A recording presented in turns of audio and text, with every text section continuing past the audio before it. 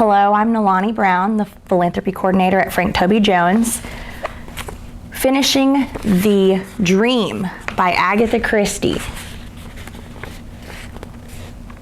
Horace Bindler went back to London without having collected any more monstrosities, and Raymond West wrote a letter to Miss Greenshaw telling her that he knew of a Laura Oaksley who would be competent to undertake the work on the diaries. After a lapse of some days, a letter arrived, written in spidery, old-fashioned handwriting, in which Miss Greenshaw declared herself anxious to avail herself to the services of Miss Oaksley, and making an appointment for Mrs. Oaksley to come and see her. Lou duly kept the appointment. Generous terms were arranged, and she started work on the following day. "I'm awfully grateful to you," she said to Raymond. "It will fit in beautifully. I can take the children to school, go on to Greenshaw's Folly, and pick them up on my way back. How fantastic the whole setup is. That old woman has to be seen to be believed." On the evening of her first day at work, she returned and described her day. "I've hardly seen the housekeeper," she said. "She came in with coffee and biscuits at 11:30 with her mouth pursed and very prunes and prisms, and would hardly speak to me. I think she disapproves deeply of my having been engaged." She went on. "It seems there's quite a feud between her and the gardener, Alfred. He's a local boy, and fairly lazy, I should imagine, and he and the housekeeper won't speak to each other." Miss Greenshaw said in her rather grand way, "There have always been feuds as far as I can remember between the garden and the house staff. It was so in my grandfather's time. There were 3 men and a boy in the garden then, and 8 maids in the house, but there was always friction." On the following day, Lou returned with another piece of news. "Just fancy," she said. "I was asked to ring up the nephew this morning." "Miss Grenshaw's nephew?" "Yes. It seems he's an actor playing in the company that's doing a summer season at Boreham-on-Sea. I rang up the theater and left a message asking him to lunch tomorrow. Rather fun, really. The old girl didn't want the housekeeper to know. I think Mrs. Cresswell has done something that's annoyed her." "Tomorrow, another installment of this thrilling serial," murmured Raymond. "It's exactly like a serial now, isn't it? Reconciliation with the nephew, blood is thicker than water, another will to be made, and an old will destroyed." "Aunt Jane, you're looking very serious." "Was I, dear? Have you heard any more about the policeman?" Lou looked bewildered. "I don't know anything about a policeman." "That remark of hers, my dear," said Ms. Marple, "must have meant something." Lou arrived at her work the next day in a cheerful mood. She passed through the open front door. The doors and windows of the house were always open. Miss Greenshaw appeared to have no fear of burglars, and was probably justified, as most things in the house weighed several tons and were of no remarkable value. Lou had passed Alfred in the drive. When she first caught sight of him, he had been leaning against a tree smoking a cigarette, but as soon as he had caught sight of her, he had seized a broom and begun diligently to sweep leaves. An idle young man, she thought, but good-looking. His features reminded her of someone. As she passed through the hall on her way upstairs to the library, she glanced at the large picture of Nathaniel Greenshaw which presided over the mantelpiece, showing him in the acme of Victorian prosperity, leaning back in a large armchair, his hands resting on the gold albert across his capacious stomach. As her glance swept up from the stomach on the face with its heavy jowls, its bushy eyebrows, and its flourishing black mustache, the thought occurred to her that Nathaniel Greenshaw must have been a handsome young man. He had looked, perhaps, a little like Alfred. She went into the library, shut the door behind her, opened her typewriter, and got out the diaries from the drawer at the side of the desk. Through the open window, she caught a glimpse of Miss Greenshaw in a puce-colored sprigged print, bending over the rockery, weeding assiduously. They had 2 wet days, of which the weeds had taken full advantage. Lou, a town-bred girl, decided if she ever had a garden, it would never contain a rockery which needed hand-weeding. Then she settled down to her work. When Mrs. Cresswell entered the library with the coffee tray at 11:30, she was clearly in a very bad temper. She banged the tray down on the table and observed to the universe. Company for lunch, and nothing in the house. What am I supposed to do? I should like to know, and no sign of Alfred. He was sweeping the drive when I got here, Lou offered. I dare say. A nice soft job. Mrs. Cresswell swept out of the room and banged the door behind her. Lou grinned to herself. She wondered what the nephew would be like. She finished her coffee and settled down to her work again. It was so absorbing that time passed quickly. Nathaniel Greenshaw, when he started to keep a diary, had succumbed to the pleasure of frankness, trying out a passage relating to the personal charm of a barmaid in the neighboring town. Lou reflected that a good deal of editing would be necessary. As she was thinking this, she was startled by a scream from the garden. Jumping up, she ran to open the window. Miss Greenshaw was staggering away from the rockery toward the house. Her hands were clasped to her breast, and between them there protruded a feathered shaft that Lou recognized with stupefaction to be the shaft of an arrow. Miss Grenshaw's head, in its battered straw hat, fell forward on her breast. She came up to Lou in a failing voice. He shot me with an arrow. Get help. Lou rushed to the door. She turned the handle, but the door would not open. It took her a moment or two of futile endeavor to realize that she was locked in. She rushed back to the window. I'm locked in. Miss Greenshaw, her back towards Lou and swaying a little on her feet, was calling up to the housekeeper at a window farther along. Ring police! Telephone! Then, lurching from side to side like a drunkard, she disappeared from Lou's view through the window below into the drawing room. A moment later, Lou heard a crash of broken china, a heavy fall, and then silence. Her imagination reconstructed the scene. Miss Greenshaw must have staggered blindly into a small table with a tea set on it. Desperately, Lou pounded on the door, calling and shouting. There was no creeper or drain pipe outside the window that could help her or to get out that way. Tired at last of beating on the door, she returned to the window. From the window of her sitting room farther along, the housekeeper's head appeared. Come and let me out, Mrs. Oakley. I'm locked in. So am I. Oh dear, isn't it awful? I've telephoned the police. There's an extension in this room, but what I can't understand, Mrs. Oakley, is our being locked in. I never heard a key turn, did you? No, I didn't hear anything at all. Oh dear, what shall we do? Perhaps Alfred might hear us. Lou shouted at the top of her voice. Alfred! Alfred! Gone to his dinner as likely not as not. What time is it? Lou glanced at her watch. 25 past 12. He's not supposed to go until 1/2 but he sneaks off earlier whenever he can. Do you think? Lou meant to ask, do you think she's dead? But the words stuck in her throat. There was nothing to do but wait. She sat down on the windowsill. It seemed an eternity before the stolid helmeted figure of a police constable came around the corner of the house. She leaned out the window and he looked up at her, shading his eyes with his hand. When he spoke, his voice held reproof. What's going on here? He asked, disapprovingly. From their respective windows, Lou and Mrs. Cresswell poured a flood of excited information down upon him.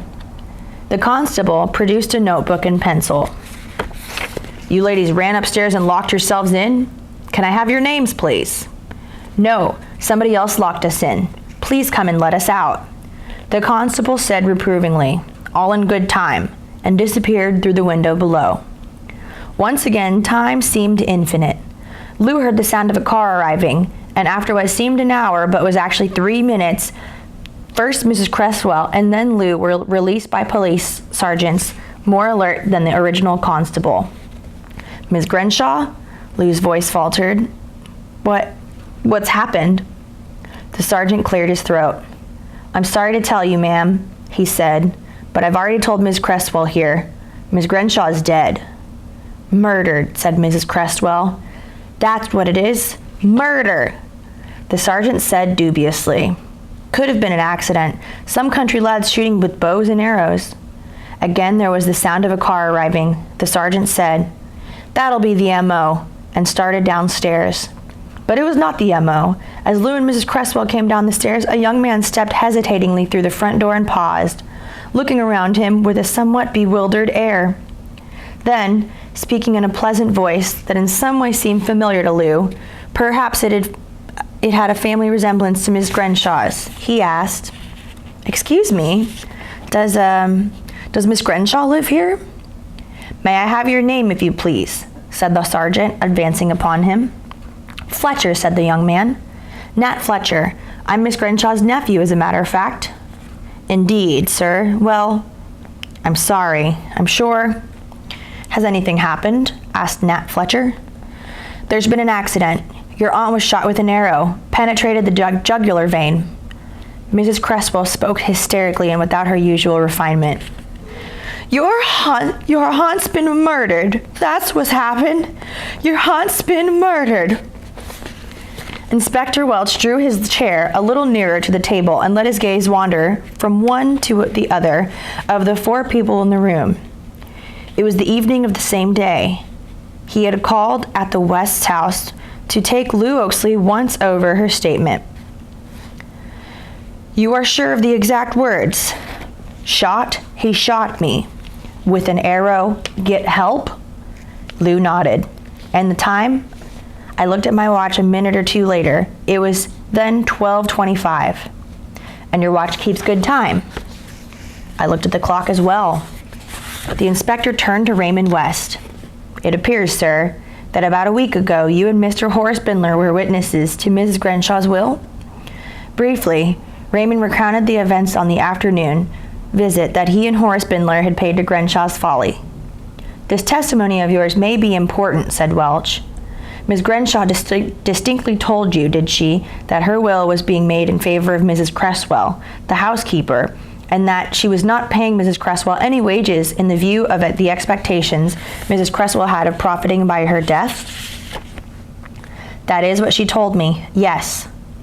"Would you say that Mrs. Cresswell was definitely aware of the facts?" "I should say undoubtedly. Miss Greenshaw made a reference in my presence to beneficiaries not being able to witness a will, and Mrs. Cresswell clearly understood what she meant by it.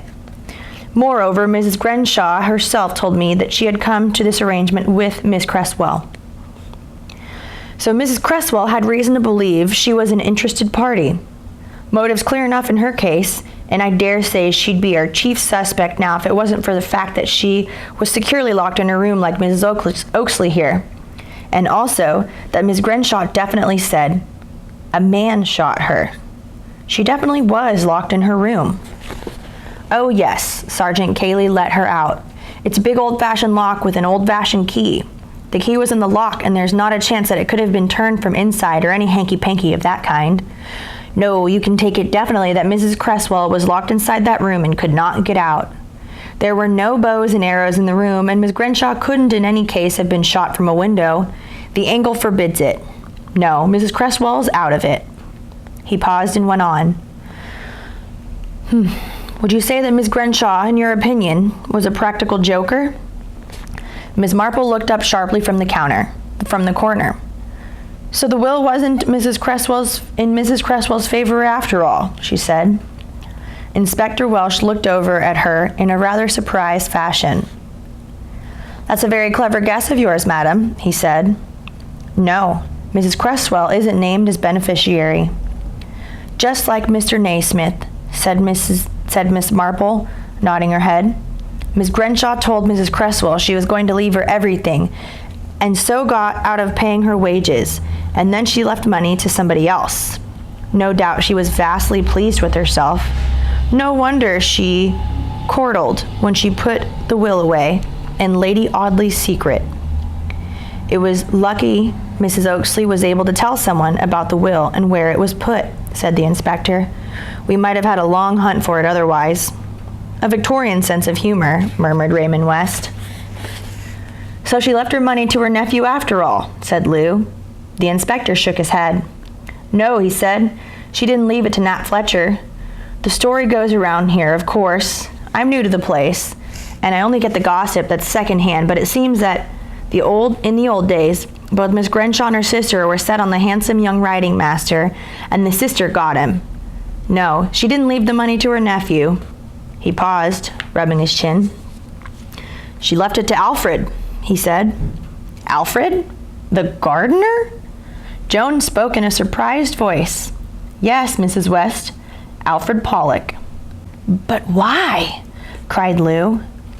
Ms. Marple coughed and murmured. I should imagine, though I perhaps am wrong, that there may have been what we call family reasons. You could call them that in a way, agreed the inspector. It's quite well known in the village, it seems, that Thomas Pollock, Alfred's grandfather, was one of old Miss Grenshaw's byblows. Of course, cried Lou. The resemblance. I saw it this morning.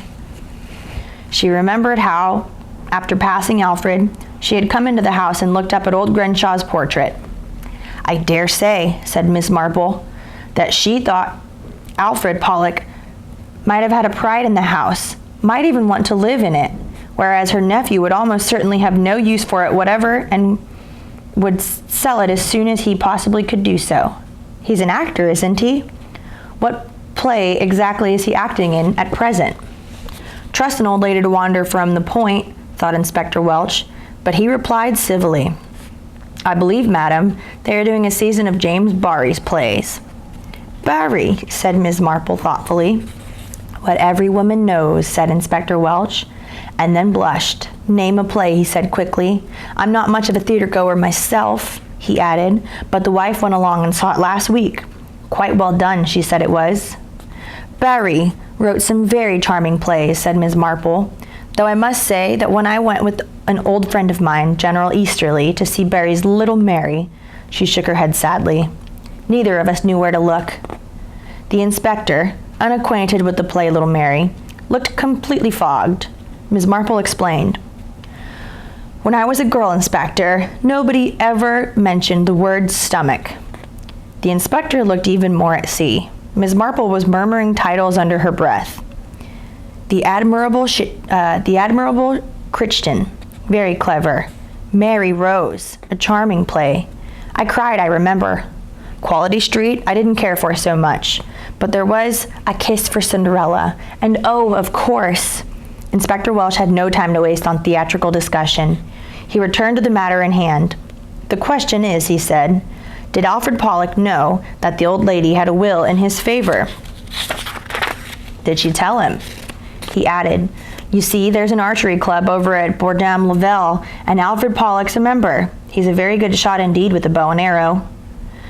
Then isn't your case quite clear? Asked Raymond West. It would fit in with the doors being locked on the two women. He'd know just where they were in the house. The inspector looked at him. He spoke with deep melancholy. He's got an alibi, said the inspector. I always think alibis are definitely suspicious. Maybe, sir, said Inspector Welch. You're talking as a writer. I don't write detective stories, said Raymond West, horrified at the mere idea. Easy enough to say that alibis are suspicious, went on Inspector Welch, but unfortunately, we've got to deal with facts. He sighed. We've got 3 good suspects, he said. 3 people who, as it happened, were very close upon the scene at the time. Yet the odd thing is that it looks as though none of the 3 could have done it. The housekeeper I've already dealt with. The nephew, Nat Fletcher, at the moment Miss Greenshaw was shot, was a couple of miles away, filling up his car at a garage and asking his way. And for Alfred Pollock, 6 people will swear that he entered the Dog and Duck at 12:20, and he was there for an hour before his usual bread and cheese and beer. Deliberately establishing an alibi, said Raymond West, hopefully. Maybe, said Inspector Welch, but if so, he did establish it. There was a long silence. Then Raymond turned his head to where Miss Marple sat upright and thoughtful. It's up to you, Aunt Jane, he said. The inspector's baffled, the sergeant's baffled, I'm baffled, Joan's baffled, Lou's baffled, but you, Aunt Jane, it is crystal clear. Am I right? I wouldn't say that, dear, said Miss Marple. Not crystal clear. And murder, dear Raymond, isn't a game. I don't suppose poor Miss Greenshaw wanted to die, and it was a particularly brutal murder. Very well planned and quite cold-blooded. It's not a thing to make jokes about." "I'm sorry," said Raymond, abashed. "I'm not really as callous as I sound. One treats a thing lightly to take away from the horror of it." "That is, I believe, the modern tendency," said Ms. Marple. "All these wars and having to joke about funerals, yes. Perhaps I was thoughtless when I said you were callous." "It isn't," said Joan, "as though we'd known her at all. Well." "That is very true," said Ms. Marple. "You, dear Joan, did not know her at all." "I did not know her at all." Raymond gathered an impression from her one afternoon's conversation. "Lou only knew her for 2 days." "Come on now, Aunt Jane," said Raymond. "Tell us your views." "You don't mind, Inspector, do you?" "Oh, not at all," said the inspector, politely. "Well, my dear, it would seem that we have 3 people who had, or might have, thought they had, a motive to kill the old lady, and 3 quite simple reasons why none of the 3 could have done so. The housekeeper could not have done so because she was locked in her room, and because Miss Greenshaw definitely stated that a man shot her. The gardener could not have done it because he was inside the Dog and Duck at the time the murder was committed. The nephew could not have done it because he was still some distance away in his car at the time of the murder." "Very clearly put, madam," said the inspector. "And since it seems most unlikely that any outsider should have done it, where are we, then?" "That's what the inspector wants to know," said Raymond West. "One so often looks at a thing the wrong way around," said Ms. Marple apologetically. "If we can't alter the movements or the position of those 3 people, then couldn't we perhaps alter the time of the murder?" "You mean that both my watch and the clock were wrong?" asked Lou. "No, dear," said Ms. Marple. "I didn't mean that at all. I mean that the murder didn't occur when you thought it occurred." "But I saw it," cried Lou. "Well, what I have been wondering, my dear, was whether you weren't meant to see it. I've been asking myself, you know, whether that wasn't the real reason why you were engaged for this job." "What do you mean, Aunt Jane?" "Well, dear, it seems odd. Miss Greenshaw did not like spending money, and yet she engaged you and agreed quite willingly to the terms you asked. It seems to me that perhaps you were meant to be there in that library on the first floor, looking out of the window so that you could be there, their key witness to someone from the outside of irreproachable good faith, to fix a definite time and place for the murder." "But you can't mean," said Lou incredulously, "that Miss Greenshaw intended to be murdered." "What I mean, dear," said Ms. Marple, "is that you didn't really know Miss Greenshaw. There's no real reason, is there, why the Miss Greenshaw you saw when you went up to the house should be the same Miss Greenshaw that Raymond saw a few days earlier." "Oh, yes, I know," she went on, to prevent Lou's reply. "She was wearing the peculiar old-fashioned print dress and the strange straw hat, and had unkempt hair. She corresponded exactly to the description Raymond gave us last weekend. But those 2 women, you know, were much of an age and height and size. The housekeeper, I mean, and Miss Greenshaw." "But the housekeeper's fat," Lou exclaimed. "She's got an enormous bosom." Ms. Marple coughed. "But my dear, surely nowadays I have seen, or them myself in shops most indelicately displayed. It is very easy for someone to have a bust of any size and dimension." "What are you trying to say?" demanded Raymond. "I was just thinking, dear, that during the 2 or 3 days Lou was working there, one woman could have played the 2 parts. You said yourself, Lou, that you hardly saw the housekeeper, except for the moment in the morning when she brought you in the tray with coffee. One sees those clever artists on the stage coming in as different characters with only a minute or 2 to spare. I am sure that the change could have been effected quite easily. That marquise headdress could have been a wig, just slipped and off." "Aunt Jane, do you mean that Miss Greenshaw was dead before I started work here?" "Not dead, kept under drugs, I should say. A very easy job for an unsculpturous woman like the housekeeper to do. Then she made arrangements with you and got you to telephone to the nephew to ask him to lunch at definite time. The only person who would have known that Miss Greenshaw was not Miss Greenshaw would have been Alfred. And if you remember, the first 2 days you were working there it was wet, and Miss Greenshaw stayed in the house. Alfred never came into the house because of his feud with the housekeeper, and on the last morning, Alfred was in the drive, while Miss Greenshaw was working on the rockery. I'd like to have a look at the rockery. Do you mean it was Mrs. Cresswell who killed Miss Greenshaw?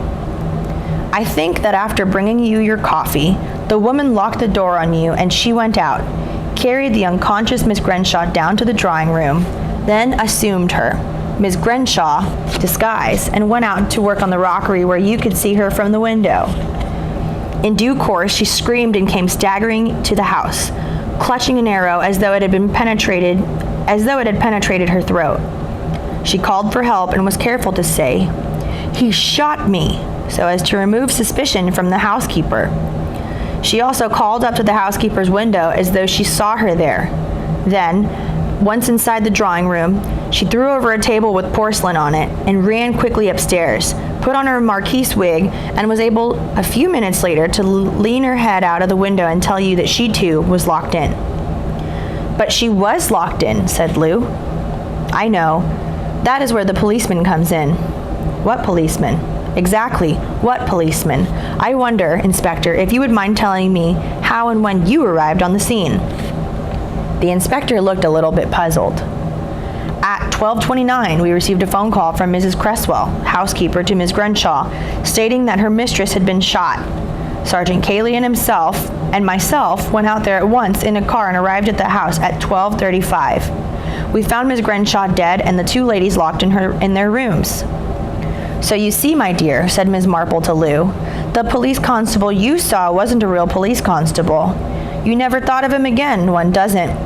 One just accepts one more uniform as part of the law. But who? And why? As to who, well, if they are playing at Kiss for Cinderella, a policeman is the principal character. Nat Fletcher would only have to help himself to the costume he wears on the stage. He'd ask his way at a garage, being careful to call attention to the time, 12:25, then drive on quickly, leave his car around the corner, slip on his police uniform, and do his act. But why? Why? Someone had to lock the housekeeper's door on the outside, and someone had to drive the arrow through Miss Grenshaw's throat. You can stab anyone with an arrow just as well as by shooting it, but it needs force. You mean they were both in it? Oh yes, I think so. Mother and son, as likely as not. But Miss Grenshaw's sister died long ago. Yes, but I've no doubt Mr. Fletcher married again. He sounds the sort of man who would, and I think it possible that the child died too, and that this so-called nephew was his second wife's child, and not really a relation at all. The woman got a post as housekeeper and spied out the land, and then he wrote as her nephew and proposed to call upon her. He may have made some joking reference to coming in his policeman's uniform, or asked over to see the play, but I think she suspected the truth and refused to see him. He would have been her heir if she had died without making a will, but of course, when she made a will in the housekeeper's favor, as they thought, then it was clear sailing. But why use an arrow? Objected Joan. So very far-fetched. Not far-fetched at all, dear. Alfred belonged to an archery club. Alfred was meant to take the blame. The fact that he was in the pub as early as 12:20 is most unfortunate from their point of view. He always left a little before his proper time, and that would have been just right. She shook her head. It really seems all wrong, morally I mean, that Alfred's laziness should have saved his life. The inspector cleared his throat.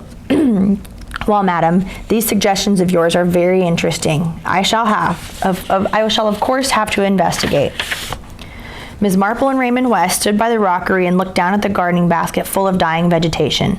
Ms. Marple murmured, Asylum, saxifrage, cystius, thimblecampaluna. Yes, that's all the proof I need. Whoever was weeding here yesterday morning was no gardener. She pulled up plants as well as weeds. So now I know I'm right. Thank you, dear Raymond, for bringing me here. I wanted to see the place for myself. She and Raymond both looked up at the outrageous pile of Greenshaw's Folly. A cough made them turn. A handsome young man was also looking at the house. Plaguey big place, he said. Too big for nowadays. Or so they say. I don't know about that. If I won a football pool and made a lot of money, that's the kind of house I'd like to build." He smiled bashfully at them. "Reckon I say so now, that their house was built by my great-grandfather," said Alfred Pollock, "and a fine house it is, for all they call it Greenshaw's Folly." And that's the end of the final mystery in Agatha Christie's The Adventure of the Christmas Pudding. I'm Nalani Brown. Thank you for listening.